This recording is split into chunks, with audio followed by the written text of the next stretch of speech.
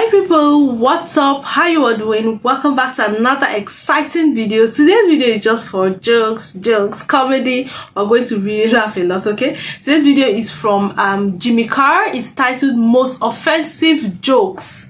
I don't know if you guys are a fan of this joke. I've never really seen any of his jokes before jokes from Jimmy Carr, but we're going to be seeing it together for the very first time, okay? And before we dive into the video, I'm Oge. Welcome to the channel. First time here, so happy to have you here. Do well to like, share, subscribe, turn the post notification bell. Drop in the comment section what you think about this joke. If you want me to react more to his videos, let me know. I'm definitely going to do that. Let's dive straight into the video. Fuck.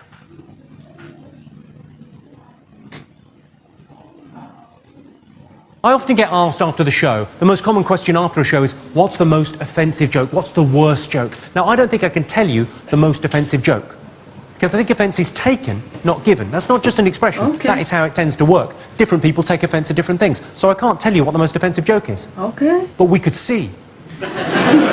We could start gentle and work our way up and see at what stage, as an audience, you go, oh, for fuck's sake. Oh my gosh. Do you want to give it a go? Yeah. OK, well, let's start gently. Baby steps. All right, we'll start gentle. Very sad when Princess Diana died. Oh. And all London got was that shitty fountain. Still better than Paris. All they got was a slow down sign. No one that offended. But you should have heard the fuss when I suggested it on the Raw Variety. Do you remember where you were when you heard Diana died? Yeah. I was in Kensington Gardens thinking this place needs something. The Twin Towers was the best of the Lord of the Rings films. Oh. No, the Twin Towers. Do you think it would have seemed less tragic if they hadn't been twins? I'll be honest with you, I feel more sorry for the people in the second tower than the people in the first tower. Do you? Because the people in the second tower, imagine that. Imagine you get into work one morning, the building next to yours, identical to yours, gets hit by a fucking plane. What's your first thought going to be? We dodged a bullet. Unlucky. Oh my God. 5 minutes later, oh, for fuck's sake. OK, you all seem fine so far. Let's go up a gear in terms of offence. Let's change tacks a little bit. People say dolphins are really intelligent. I think, yeah, but only compared to the retarded kids we got them swimming with.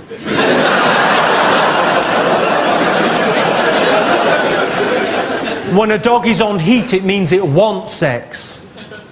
That is my defence. It's a good area for offence, that, isn't it? The weird sexual things that other people do that you've heard about, you'd never dream of doing, but you've heard about. Felching is a good example. It's even a horrible word, felching. For those of you that don't know, felching is the retrieval of sperm from the anal canal via suction. I know. How mental's that? It's like fucking someone in the arse and then going, I take that back. No one offended by felching? OK, let's go up another gear. I've got a friend that recently had an abortion. But on the positive side, Slimmer of the Month. She got a badge and a round of applause. She can't believe her luck. On the subject of abortions, a lot of people support a woman's right to choose. But I think, if I'm paying for it... Then you should be the one to choose, right? I'm joking, I never pay. It doesn't cost anything to fall down the stairs, does it?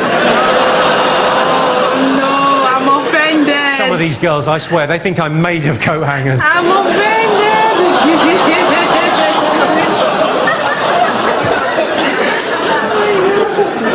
Well, that got a few of you. Just a few of the hardcore not offended by anything so far. Let's see if we can pick you off. I discovered the hard way, the worst way to start a benefit gig for abused children is with an apology.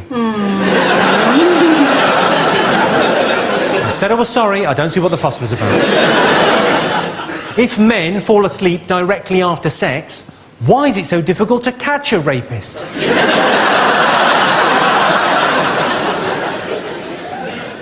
No one offended. Right, let's bring out the big guns. Hitler and Pol Pot. Unquestionably two of history's biggest cunts.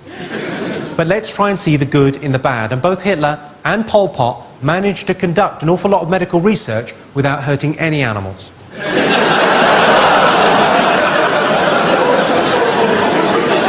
I put it to you, if you're not even a little bit offended, you haven't really understood that. This next joke is just a simple piece of wordplay. It's a little turn on a very common phrase, yeah? Just a little bit of wordplay. The joke isn't about what the joke's about, if you follow me. It's about the wordplay. Yeah, you know it's going to be offensive if it comes with a little warning before. They say there's safety in numbers. Yeah? Tell that to 6 million Jews. Oh.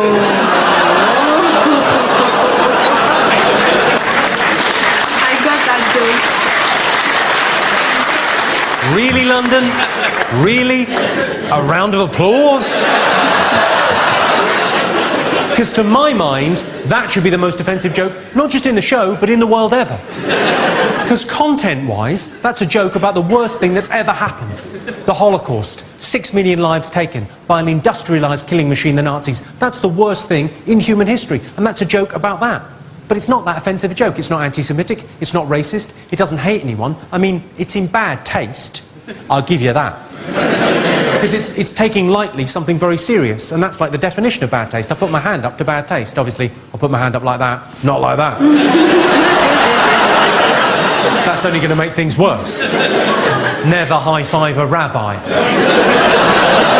high-five a rabbi. No, the most offensive joke in the world, if you judge it by offence caused, yeah, the kind of consequence of the joke, rather than the content of the joke, is actually a cartoon done 4 years ago, yeah? Caused more offence than any other joke in human history. It was of Muhammad with a bomb as a hat, done by a Danish man.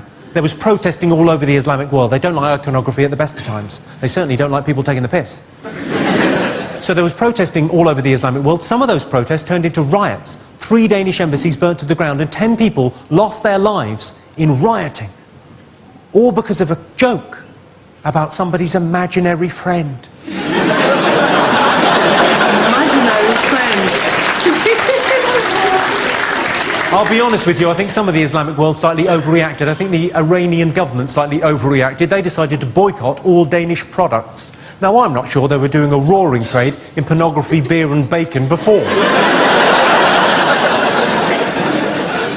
So that is, for what it's worth, the most offensive joke in the world ever. Ladies and gentlemen, thank you so much for coming to the show tonight. Thank you so much for buying the DVD if you're watching this at home. Just a quick thing before I go. The worst thing about being told you've got Alzheimer's is it doesn't just happen the once. It's lovely, Jimmy Carr. Thank you very much indeed.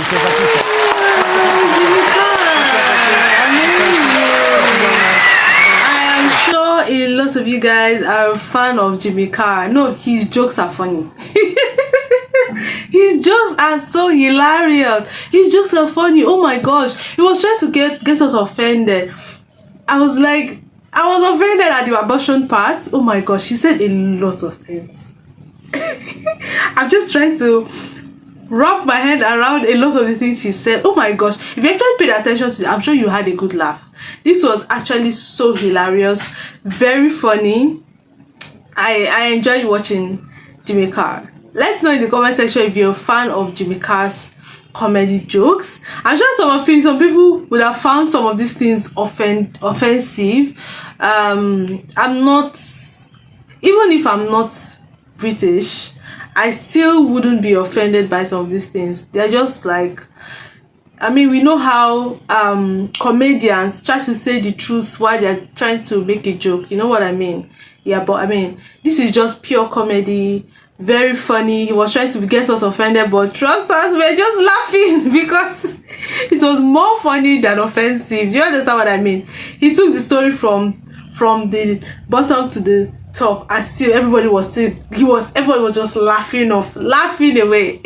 Anyway, I hope you guys enjoyed this. Let's know if you're a big fan or if you're a fan of Jimmy Carr. If you want me to react to some of his other videos, I'm definitely going to do that because this guy got me here. He got me totally. I totally enjoyed this. If you enjoyed this, give this a thumbs up, like, write in the comment section what you enjoyed about this video. What was the highlight of all these jokes for you? Drop them in the comment section. Do well to like this video if you enjoyed it. Subscribe to the channel, share with your friends, let them laugh too, okay? And I'll see you in my next episode. Bye bye.